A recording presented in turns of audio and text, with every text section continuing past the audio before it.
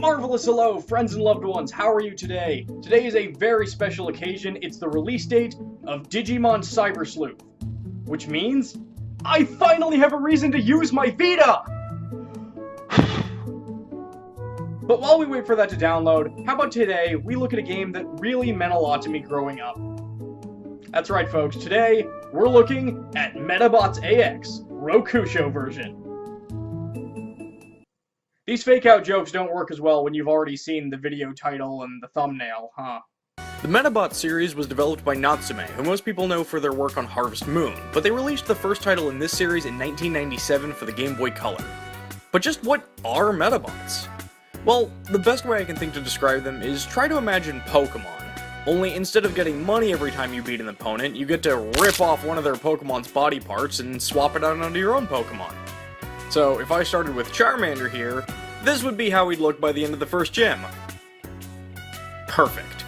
To be honest, I think most of my memories of Medabots come from the anime, which I think is what really got me invested in the series, because I remember the cartoon being super funny and really liking all the different Medabot designs.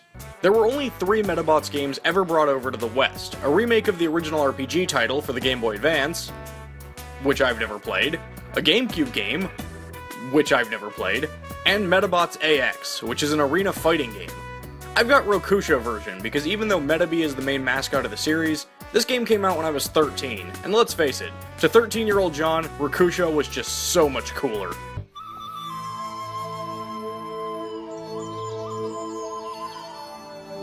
A butterfly migrating. Are you also searching for a place to call home? So cool. So in Rokusho version, you get to play as Rokusho, the strong, independent Medabot who don't need no meta fighter. Who is also now fighting with Ikki, I suppose. Because... shut up. That's why. Let's just get started by listening to that awesome theme song.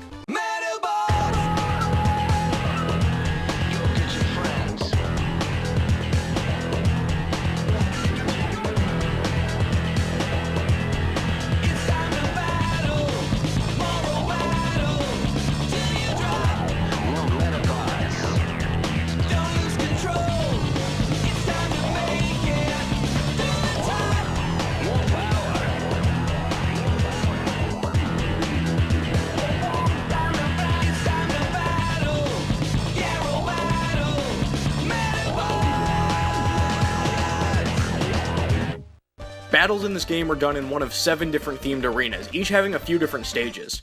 There are always 4 Medabots in each battle, a leader and a partner for both teams. I usually have my partner on some sort of support duty, but there are a lot of ways to go for assembling your team. Every Medabot is made up of 4 parts, which cover your attack and movement options, and your medal, which not only affects your super attack, but determines how good your Medabot is with different types of attacks. A medal that focuses on melee attacks won't be as good with ranged attack parts. But enough explanations.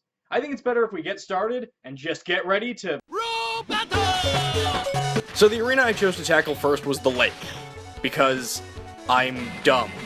See, one of the really cool things about this game is the environment can have an effect on how useful your Medabot is. This early in the game, I don't have any underwater parts, so my partner and I are going to move a lot slower in the water. I really like the touches like this. It's great that certain meta parts do better in certain environments, and I think that really encourages players to actually mix and match their parts to do their best in battle. I hadn't played this game in a long time, but jumping back into it felt really natural, as the controls are pretty easy to remember. A is to jump, B is to attack with one arm, down B for your other arm, and up B for your head. You can block with L, which you'll need to do a lot, as some of these enemies are very aggressive. The other thing I remembered is whenever possible, do not forget the ancient strategy of standing perfectly still away from all the chaos and just letting your superpower build up. Man, I can't believe how well I'm doing. I'm going into my 3rd battle. If I can beat this guy, then I can... It froze. That's on me. Always clean your cartridges when you dig them out after a long rest. Okay, let's try this again. Now that I've beaten one of the areas, I can use this arena to do Robattles against random people, like Charlie here. These random battles are great, because if you win, you'll get a random part from your opponent, which can lead to countless infuriating hours of trying to get a single part that only one random person has, and you just try to get it over and over again, and if you lose, they take one of your parts, which means you'll want to reset your game a lot, which means you'll be hearing a lot of... Anyway, on to the next area, the Ancient Ruins. What a beautiful historic landmark. See how this majestic temple has been kept pristine for generations. Now let's have robots wreck each other up in them. I'm left no choice? This isn't personal? You're a member of the Select Corps. This is your job. I'm the one challenging you, and you're telling me it's not personal? Why would you tell me that? Now I'm gonna think it is personal, and I'm not sure how I feel about that.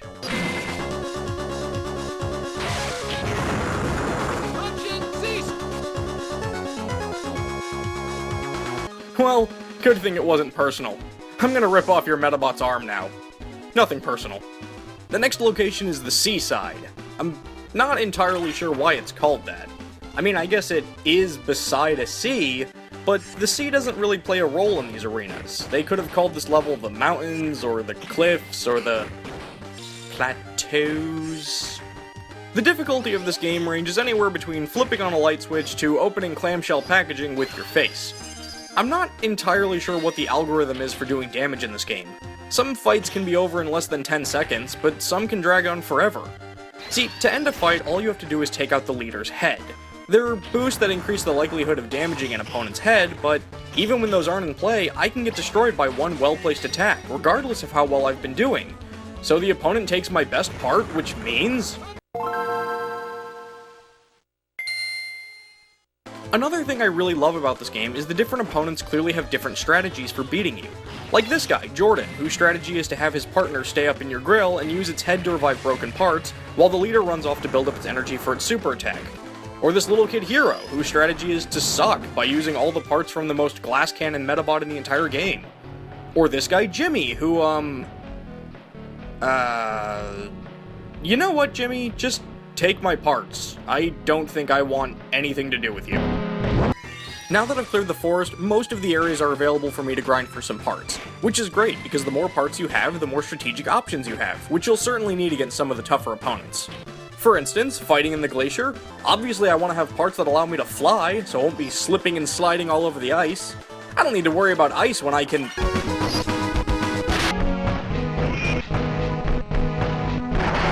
How does that make any sense? The glacier is actually one of the toughest areas in the game. The arenas are all covered in ice, many of them even have water, and I found these particular Select Corps members to be some of the hardest opponents to deal with. It took several tries, but eventually, I emerged victorious. By just kinda getting lucky. Like I said, the difficulty of this game really does seem to fluctuate. Alright, the last arena before I can enter the official Medabots tournament, the factory. As a kid, I hated the factory stage. It's cluttered, there are elevating platforms, and conveyor belts are everywhere. It's really annoying. But now that I'm an adult, I am smarter, and know that I should bring a Medabot with parts that allow me to fly. I don't need to worry about conveyor belts when I can...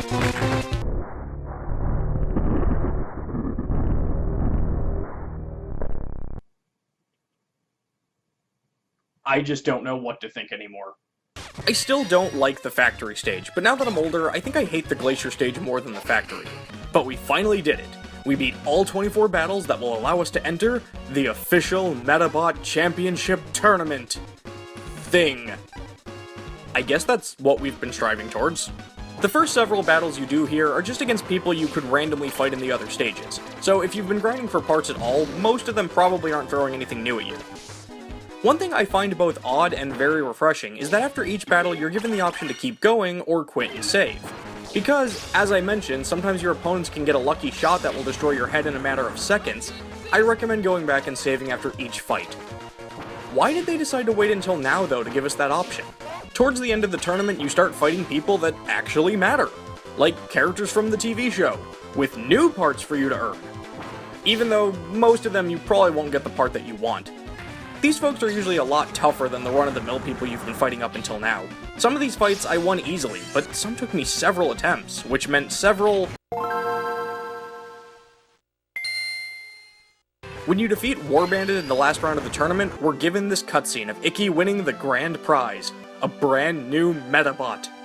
The credits roll, and everyone is happy forever. Or are they? The Rubber Robo Gang shows up and steals your grand prize. Who's the Rubber Robo Gang, you ask? Well, if I can make another Pokemon comparison, imagine if Team Rocket was about 50 times dumber. Then you've kinda got a rough idea of what we're looking at. So now we've got to track down the 4 leads of the Rubber Robo Gang and defeat them so we can get our prize back. You have to fight the leaders in order, and they'll always appear at one of the 6 earlier arenas. So while searching for them, you'll probably encounter a lot of random grunts. However, the leaders are always in the same spot, even if it is randomly selected. So if you don't want to waste time fighting the grunts, you could always just... However, a lot of the grunts will have parts you may not have commonly encountered up until now, and you can use the experience points to level up your medals, so there's not too much harm in fighting them. All of the Rubber Robo leaders use complete sets of different Medabots that utilize different strategies. You'll always fight Squid Guts first, who uses the Crimson King, a giant chicken Medabot that attacks with vicious clubs and powerful pecs. As much as I like the design of this guy, I do not recommend using this Medabot, because all of its attacks are literally useless if you have mastered the technique of standing there and blocking. So, needless to say, this battle wasn't very difficult for me. Next up is Gilgirl, who uses Saldron, which is sort of a confusing Medabot because its attacks are to turn its arms into different parts. This can make strategy difficult because you don't know what you should protect against. I mean, it can even transform into parts from Medabots that aren't even in this version of the game. I thought this fight was a bit tougher, but I managed to win by... dumb luck, honestly. I mean, look at that headshot, look at my health. I should not have won this. Oh well, moving on.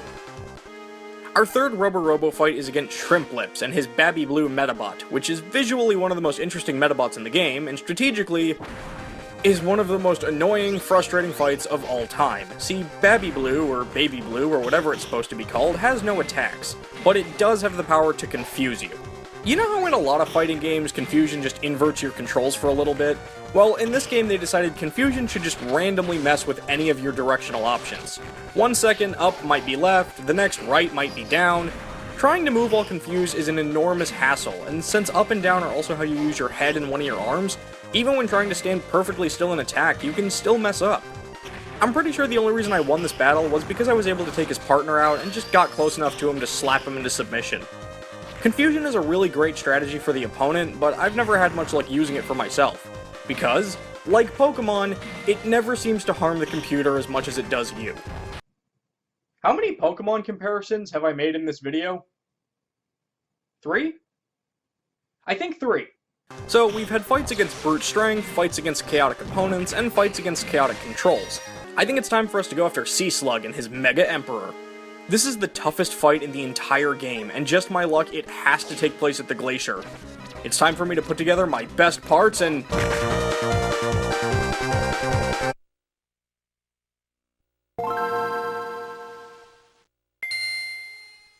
like I was saying, with this combination of parts, I will surely...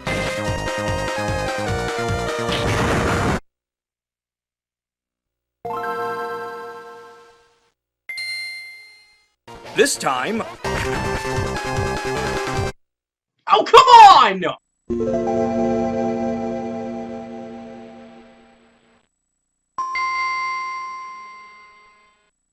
This guy has such an arsenal of attacks on his side, and his partner can restore broken parts. As much as the difficulty of this game seems to fluctuate between laughably easy and insanely frustrating, this one always seems to lean on the harder side. Even when I eventually beat this guy, I didn't feel good about it. I think I only won because I got a lucky headshot against his partner, which let me take him out. But hey, the point is, I beat him, and I got back my grand prize. These sweet Arc-Beetle parts. I mean, just look at this Medabot. You can tell he's awesome. He's got gun fingers, and even his feet are guns! That's right, Bayonetta. Arc-Beetle did it before you. And now, as Rokusho says, we can just Robattle as much as we want. The only thing left to do is try and get any parts you might be missing, or level up your medals if you really want to. If you just want to play through the story, you can probably do everything this game has to offer in a couple of hours. So that's Medabots. I really enjoyed the series, and it makes me pretty sad to see that it disappeared the way that it did. Medabots is still going in Japan, with a new game coming out for the 3DS at the end of 2015, and another game coming out next month. I'm not sure why the formula of robots with interchangeable parts and superpowers failed to grasp Western audiences, but I think Medabots just got lost in the wave of stuff that came out around the same time. I mean, this was 2003, so this was still in the reign of stuff like Beyblade and Yu-Gi-Oh!, both of which are still relatively strong over here. But hey, let's not end on a downer note. How about we use our new Medabot to take out that smug jerk, Koji? Oh yeah, Koji, you're going down. Keep your distance, Arc Beetle. Just shoot at him and you can...